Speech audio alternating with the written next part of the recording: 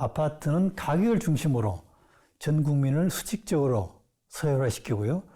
어떤 대표적 구별짓기의 수단이기도 합니다.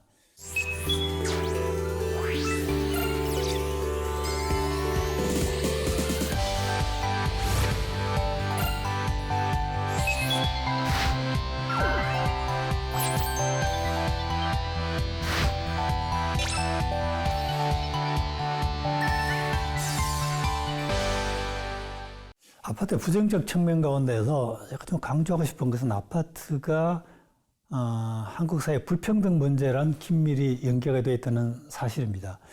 저는 아파트가 어떤 그 주택의 대세가 되고 난 다음에 한국에서 주택의 상품성, 주택의 황금성이 급증했다라고 생각을 합니다. 말하자면 아파트 때문에 주택에 대한 인식, 어떤 주택관이 전 바뀌었다라고 생각을 하는데, 말하자면 주택을 점점 가격 중심적으로 사고한다는 것이죠.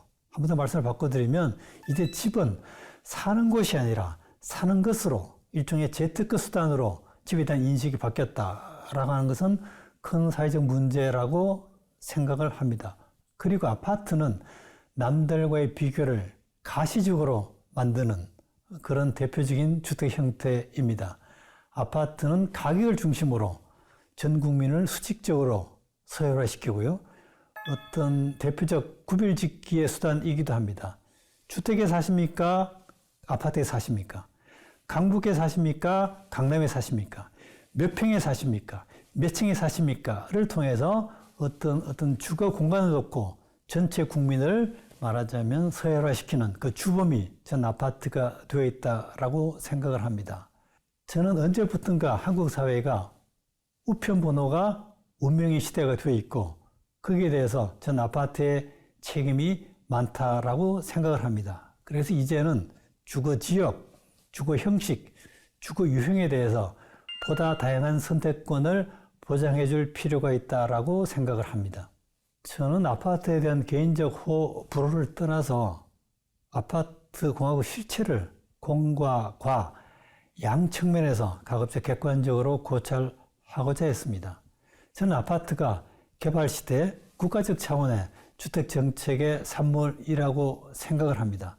저는 아파트에 아쉬움이 많지만 당시로서는 저는 불가피한 최선의 선택이었다라고 저는 생각을 합니다. 어떻든 급박했던 주택 문제를 해결해냈고요. 중산층을 육성해냈고요. 그런 점에서는 나름 어떤 선방했던 주택정책이라고 생각을 합니다. 따라서 모든 문제를 아파트에 전가하기보다는 문제가 있으면 차츰차츰 수정과 개선을 하면 충분하다라고 생각을 하고 실제로도 이 방향으로 많은 수정과 개선이 이루어지고 있다라고 생각을 합니다. 다만 제가 보기에 미래에도 아파트 시대로부터의 극적인 반전은 전 없을 것이라고 저는 예상을 합니다. 이미 한국 사람들은 아파트에 익숙해져 있고 또한 아파트는 한국의 나름 국가 경쟁력이 되었다라고 저는 생각합니다.